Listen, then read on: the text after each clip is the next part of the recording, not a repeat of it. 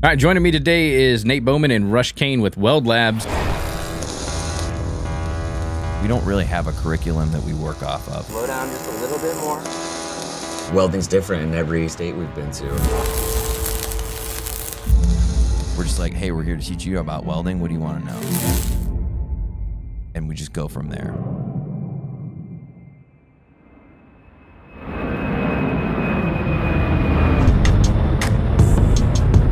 Well, we're in Florida. It's 10 minutes to 7. We're waiting for Jason Becker to get here. Good to see you, man. How are you doing? Good. Probably about a year ago, I think I was talking to Rush and Nate. I had them on the podcast, and they said, hey, man, we got this great idea. We want to start bouncing around to different welding schools and kind of getting educators and students caught up into some of the more advanced processes. Because everything that I go to, I learn more and more and more information. He's looked at as, kind of at the top of the food chain in the welding industry. Because if you don't go out and seek that information, you're going to be left behind. He's still going to classes and taking trainings. I mean, he took, 2 or 3 trainings in the past, couple of months. Going out there and pairing up with people that promote that kind of thing in the industry is really important.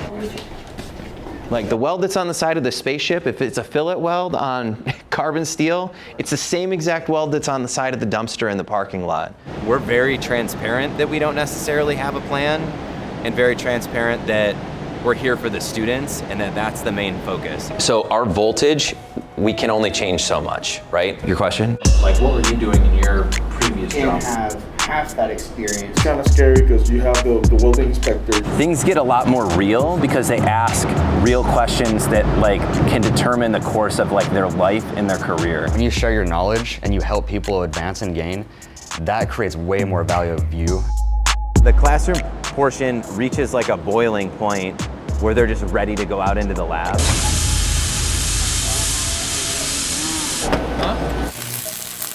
All about diving deeper into welding. We want to take people down the rabbit hole.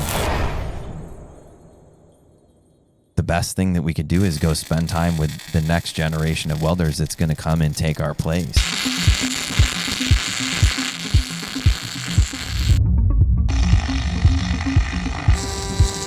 They seem so fascinated by us showing them these processes.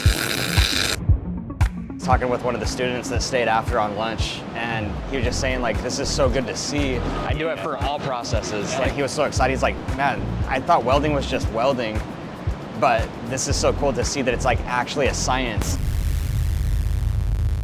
TIG welding, it's a hands-on, more technical process. Being able to see somebody do it that has experience in the industry, it helps expedite that learning curve. We came back and the students were trying to figure out how he feeds his filler metal. I can control a lot with it. It doesn't really matter how you do it. It's okay to carry your personal experience and get personal with this, as long as you stick to the technical facts and the raw science of welding. We try to show people what they want to see. And we just go from there. Mm-hmm. And, for your class, they were like, we want to learn about STT. And I had Rush weld. And then it's like, hey, this is that waveform in the book. Here it is on the screen. And you just watched it happen. That's weld science at work right there. When you look at a waveform and everything, you really don't understand it until you've got somebody pulling the trigger and you can see it in real time, what the amperage is actually doing, how it's fluctuating. It makes a lot more sense. The perception of welders is that, we're hard-headed and we don't want to listen. But we don't see that with the people that we show up and work with. Literally, that flag. That's the example that we're trying to set. That the next generation of welders can look at their welds and look for feedback from other welders and be okay with that. You can do this all on your own. You don't need me to tell you whether there's fusion in this or not.